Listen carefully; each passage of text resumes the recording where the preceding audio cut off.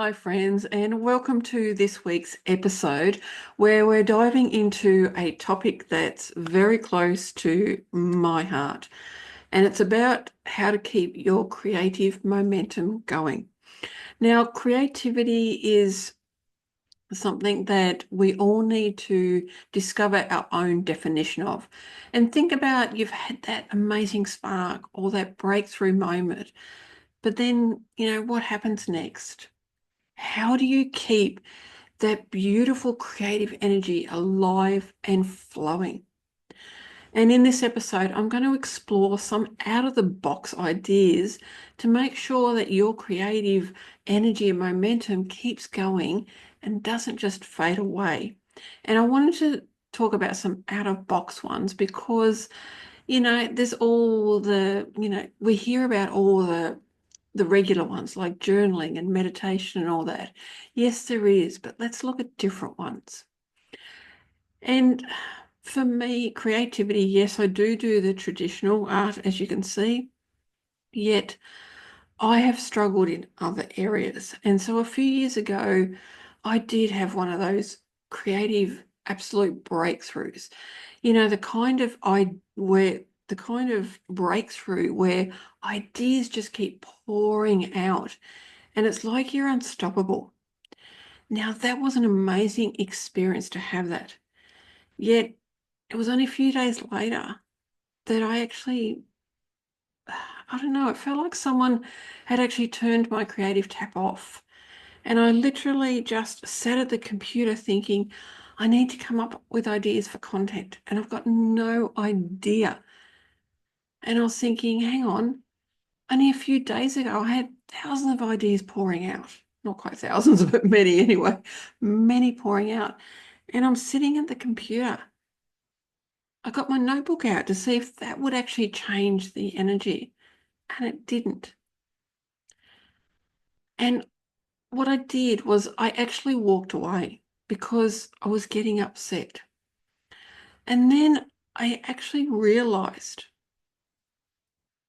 that staying creative is a different perspective. And I found different ways to keep that momentum alive, which was why I'm doing this episode and talking about the unconventional ways. And one of them is I want you, and I actually did, I'm pretty sure I did a freebie on this. If not, I'll do it anyway.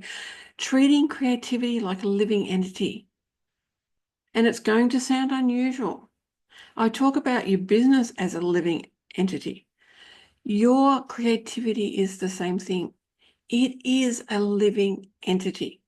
Think of it as a relationship. You're having a relationship with your creativity.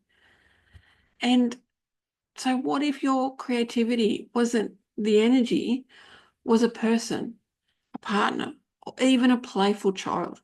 How would you actually nurture that relationship? One way, write a letter to your creativity, thanking it for showing up and asking how you can better support it. This might feel strange at first, and it can actually feel quite strange. And also think it for its opportunities that it's provided and ask how you can better support its growth.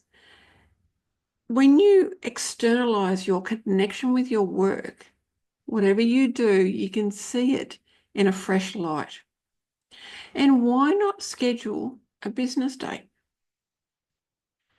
Schedule a business date with your creativity. Take time to just step away from daily tasks and reflect on your vision.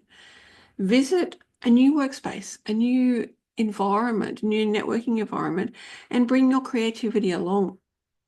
Brainstorm in a different environment to recharge your connection to your creativity. One way you can also do is change, if you are creative in, like the traditional way, then change your medium. If you paint in acrylic, why not get some pencils out and actually draw? Because sometimes when we use just the one medium, like say we only ever write our content ideas out in a notebook and then onto the computer or get someone else to do it for us. Why not pick up well, I was going to say tape player, now I'm showing my age, but why not some kind of audio recording and actually talk out your content? That's a different medium. Why not find a laptop or something, go somewhere else and type out your content? So your medium, it doesn't matter what you do creatively, change the medium. Think about that. Because when I get stuck for words or I get stuck with my painting, I change it. I go from this to diamond art painting to doodling, because I do find I love acrylic pouring. Like, I love it with a passion, yet it can become like, oh, you know. So when I change things up, it's really cool. Now, I would love for you to also, you know, borrow ideas from unrelated industries. Think about, okay, you're a coach. You're a coach for creative entrepreneurs.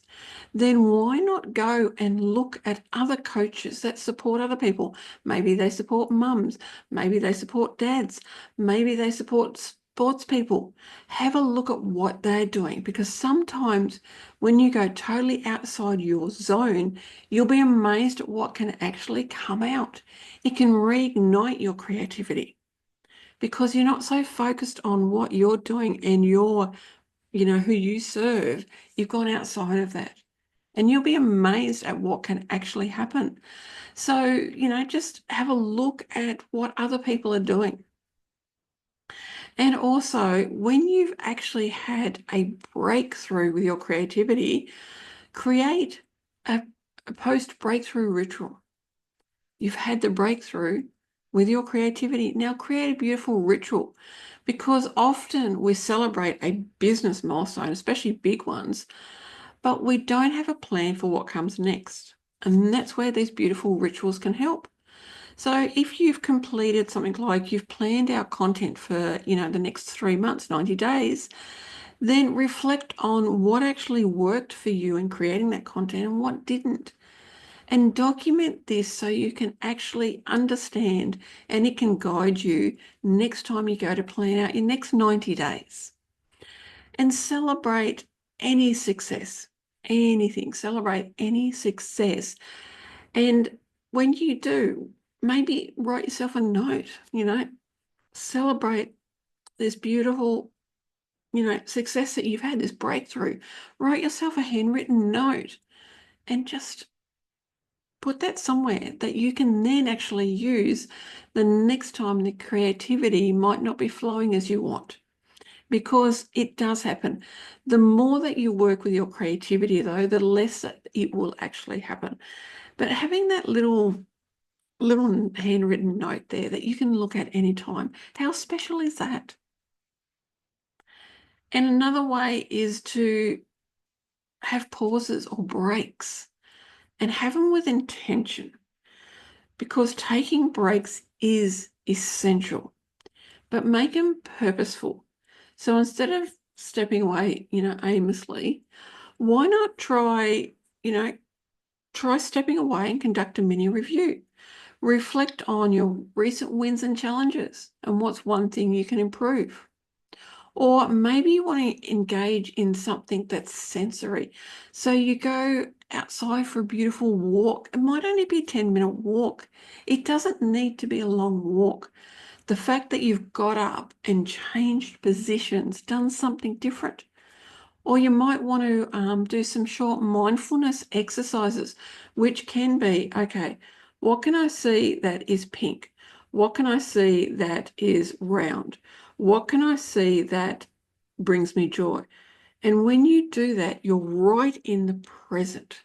You're so in the present that it's incredible, because right now I'm actually looking at the diamond art that is on my wall, and I'm focused on that. And that's a mindfulness exercise. And I can do it, even though I'm talking to you, I can still do that. And it's incredible. Or maybe you want to do something that's tactile. Maybe you want to reorganize your workspace. All of these intentional pauses, they can help with bringing in clarity, and they can help with the creativity. And why not collaborate with your future self? This is such a powerful thing to do. I love doing it. So write a letter to your future self about where you want your creativity to be in a year's time, where you want your business to be, and be specific. So include things like, okay, you know, what do I want to launch? What will I have wanted to have launched in that time? So at the end of the year, what has launched? How many clients have I had? If you want financial goals, then put them in there as well, because it's writing this letter to yourself is powerful, and keep it somewhere visible so that when you're feeling that lack of creativity, when you're feeling like you're, set in your ways, bring that letter out and reconnect with your long-term vision, because having that long-term vision is powerful. It gives us a reason to stay on our path, and that's incredible. Now, if you're watching this at the correct time, then I've actually got a challenge coming up, and I'm hosting an Ignite Your Creativity with a 3-day flow challenge. If you're watching it later, then still sign up, because I'm doing something different to other people. On my website, I've now got a freebie page where every webinar and challenge that I'm doing starting from now, which is now, starting this year, every webinar and challenge I do is going to be on that page, and you can sign up. I am not going to be the type of business person who goes, you must watch it then and there, and once it's over, it's gone. No, I decided to do something different. I don't like that scarcity, that urgency. I don't like that. It doesn't feel right. So if you're watching at the correct time, check out the challenge. There's a link in the podcast notes. Check it out. Or you can also even find me on my social media, The Align Path with Darlene. That's my business name, and it's everywhere. Or you can even go to my website and you'll find it. So I just want to thank you, because the creativity energy, the momentum that you have with your creativity isn't about just effort. It is about intention, reflection, and finding joy in the process. So by trying these unconventional strategies, you can keep that creativity energy alive. And it's no matter who you are, no matter what you do. Thank you. I really appreciate your time.